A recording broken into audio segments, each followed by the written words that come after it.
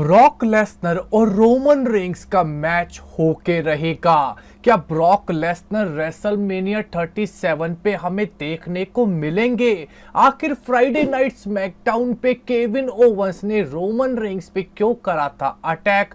As ने Roman Reigns के बारे में क्या कहा फ्राइडे नाइट स्मैकडाउन खत्म होने के बाद? और ऐसी कई सारी रेसलिंग अपडेट्स की फ्राइडे नाइट स्मैकडाउन खत्म होने के बाद हमें WWE में क्या क्या देखने को मिला, करेंगे इस वीडियो में रिवील। मेरा नाम है नितिश वशिष्ठ एंड आप देख रहे हैं WWE हिंदी एम्पायर चैनल।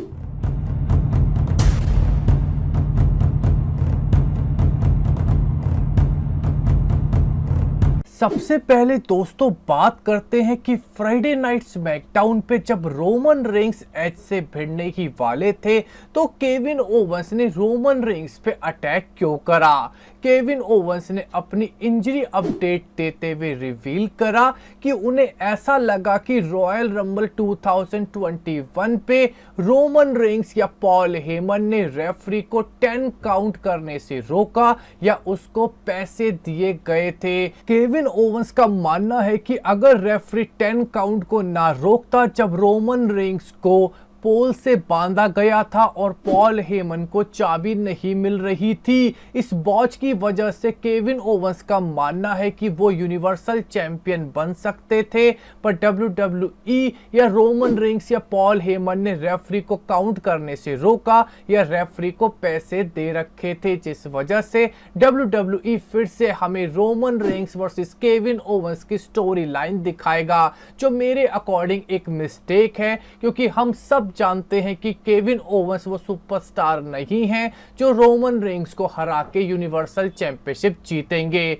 इसके बाद दोस्तों हमने फ्राइडे नाइट स्मैकडाउन में देखा था कि ट्रिपल थ्रेट मैच में इंटरकॉन्टिनेंटल चैंपियनशिप मैच में अपोलो क्रूज फिर से बिग ई के सामने नाकाम हो गए। बैक स्टेज अपोलो क्रू ने अपने इंटरव्यू में कहा कि अब उनके पास कोई शब्द नहीं है कि वो इंटरकॉन्टिनेंटल चैंपियनशिप कैसे जीत पाएंगे। एक तरीके से दोस्तों अपोलो क्रूज के हाथ से दो चीजें निकली हैं, एक रोमन रेंस का डिसाइपल बनना और दूसरा इंटरकॉन्टिनेंटल चैंपियनशिप, क्योंकि दोनों ही अपोलो क्रूज को मिलने वाली थी, पर फिर से WWE ने अपने प्लान्स चेंज कर दिए हैं। इसके बाद दोस्तों बैक स्टेज रे मिस्टीरियो और डोमिनिक मिस्टीरियो का भी एक इंटरव्यू देखने को मिला, जहां पे डोमिनिक मिस्टीरियो ने कहा कि किंग कॉर्बिन ने मुझे 2 बार हराया है, मैंने उसे एक बार रंबल से बाहर करा और आज मैंने फ्राइडे नाइट स्मैकडाउन पे उसको हरा दिया।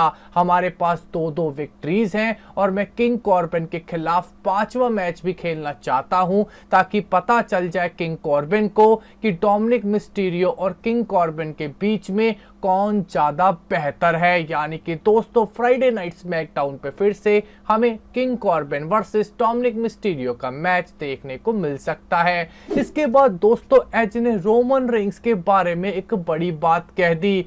फ्राइडे नाइट स्मैकडाउन पे एज रोमन रेंस को अपना अपोनेंट चूज करते या ना करते ये तो एक बात की बात थी, पर रोमन रेंस ने एज को चैलेंज कर दिया था यूनिवर्सल चैंपियनशिप के लिए। एज का कहना है कि रोमन रेंस डेस्परेट हैं रेसलमेनिया 37 के मेन इवेंट को पाने के लिए, इसीलिए उन्होंने एज को कन्फ्रंट करा है। ये बात तो ट्राइबल चीफ रोमन रेंस को और भी ज्यादा गुस्सा दिलवाने वाली है साल 2021 के रंबल विनर के खिलाफ। इसके अलावा दोस्तों एक बड़ी खबर, ब्रॉक लेसनर जैसे दिखने वाले फुटबॉल सुपरस्टार पार्कर बुडॉक्स ने WWE के साथ डेवलपमेंटल यानी कि NXT का कॉन्ट्रैक्ट साइन कर लिया है, जिसपे मैट रिडल ने रिएक्ट करते हुए ब्रॉक लेसनर पे निशाना साधा और कहा कि ये पार्कर बुडॉक्स नेक्स्ट बिग थिंग है, ये बिल्कुल ब्रॉक लेसनर जैसा दिखता है, सिर्फ उनसे ज्यादा जवान और यंग है, साथ में ये मुझसे इतना हेट भी नहीं करता कि मेरे खिलाफ मैच भी ना खेले। यानी कि दोस्तों साफ कहा मैट रिडल ने कि ब्रॉक लेसनर मुझसे हेट करते हैं और मुझसे मैच खेलने को तैयार नहीं है। अब ब्रॉक लेसनर तो नहीं मिले, शायद मैट रिडल पार्कर बुडॉक्स से ही काम चला लेंगे, जो ब्रॉक लेसनर के बिल्कुल डुप्लीकेट जैसे ही लगते हैं। इसके बाद दोस्तों बात करेंगे, खबर है मंडे मंडे नाइट रॉ से। मंडे नाइट रॉ पे शेमस ने हील टर्न करके अपने पूरे 21 साल पुराने दोस्त ड्रू मैकइंटायर को एक ब्रॉक किक जड़ दी, जिसके बाद हमें अब शेमस और ड्रू मैकइंटायर के बीच में WWE चैंपियनशिप मैच देखने को मिलेगा। ड्रू मैकइंटायर का मंडे नाइट रॉ पे कोई भी दोस्त नहीं है। यही बात हर्ट बिजनेसेस के शॉल्टन बेंजामिन ने ड्रू मैकइंटायर को याद दिलाई और कहा कि चैंप, अब तुम्हारे पास कोई भी तुम्हारा दोस्त मंडे नाइट रॉ में नहीं बचा, अब तुम्हें सावधान रहना होगा। एक तरीके से हर्ट बिजनेसेस टीज कर रही है कि फ्यूचर में ड्रू मैकइंटायर पे अब हर्ट बिजनेसेस भी अटैक कर सकती है, क्योंकि हर्ट बिजनेसेस के पास तो कई सारे दोस्त हैं, पर ड्रू मैकइंटायर WWE चैंपियन के पास अब कोई दोस्त नहीं है। इसके अलावा दोस्तों, हमें फ्राइडे नाइट स्मैकडाउन पे सिजारो वर्सेस डैनियल ब्रायन का एक क्लासिक मैच देखने को मिला। इस मैच के दौरान सिजारो के सर पे चोट आई और मैच में ही सिजारो के सर से जबरदस्त खून बहने लगा। उनकी मेडिकल अपडेट के अकॉर्डिंग सिजारो को कुछ स्टिचेस आए हैं, पर सिजारो पूरी तरीके से सही है। साथ में सिजारो ने अपना कॉन्ट्रैक्ट रीसाइन कर लिया है, जिस वजह से सिजारो का पुश अप कंटिन्यू रहेगा। इसके बाद दोस्तों, रेसलमेनिया 37 से रिलेटेड दो बड़ी अपडेट्स। पहली है कि हमें fin baler NXT champion WrestleMania पे पहली बार NXT चैंपियनशिप को डिफेंड करते हुए जरूर दिखेंगे। इस बार 2 नाइट इवेंट होने की वजह से रेसलमेनिया 37 पे हमें NXT चैंपियनशिप भी डिफेंड होती हुई दिखेगी और फिन बेलर के opponent, rumour opponent Karrion Kross के तौर पे बताया जा रहा है। इसके बाद दोस्तों, दूसरी अपडेट, क्या ब्रॉक लेसनर हमें रेसलमेनिया 37 से पहले रिटर्न करते हुए दिखेंगे? दोस्तों, इसका आंसर आया है नहीं। ब्रॉक लेसनर कोविड-19 की वजह से WWE रेसलमेनिया 37 पे परफॉर्म नहीं कर पाएंगे, क्योंकि ब्रॉक लेसनर अगर WWE रेसलमेनिया 37 पे आते हैं तो उन्हें वापस घर जाने के लिए 14 दिन तक एज पर कनाडा की policy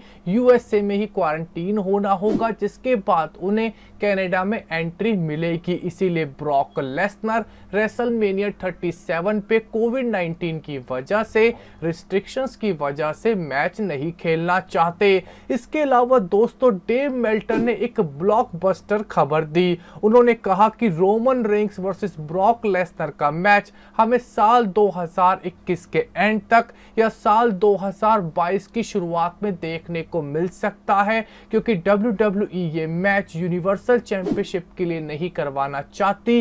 Roman Reigns versus Brock Lesnar का मैच पॉल हेमन के एडवोकेट के स्टोरी लाइन की वजह से होगा और ये मैच WWE हमें जरूर दिखाएगी, क्योंकि ये एक मनी मेकिंग मैच है और ये ब्रॉक लेसनर की रिटर्न करवा के पॉल हेमन की स्टोरी लाइन में ऐड करना भी बहुत आसान है। तो दोस्तों, हम आपसे इस वीडियो में क्वेश्चन पूछना चाहेंगे, आपके according Brock Lesnar versus Roman Reigns का मैच यूनिवर्सल चैंपियनशिप के लिए होना चाहिए या पॉल हेमन की स्टोरी लाइन के लिए होना चाहिए? आप अपना ओपिनियन हमारे कमेंट सेक्शन में जरूर दीजिएगा। हमारे इस वीडियो को देखने बहुत बहुत शुक्रिया। हमारे वीडियो को सब्सक्राइब कीजिए, लाइक एंड शेयर। आपका बहुत बहुत धन्यवाद।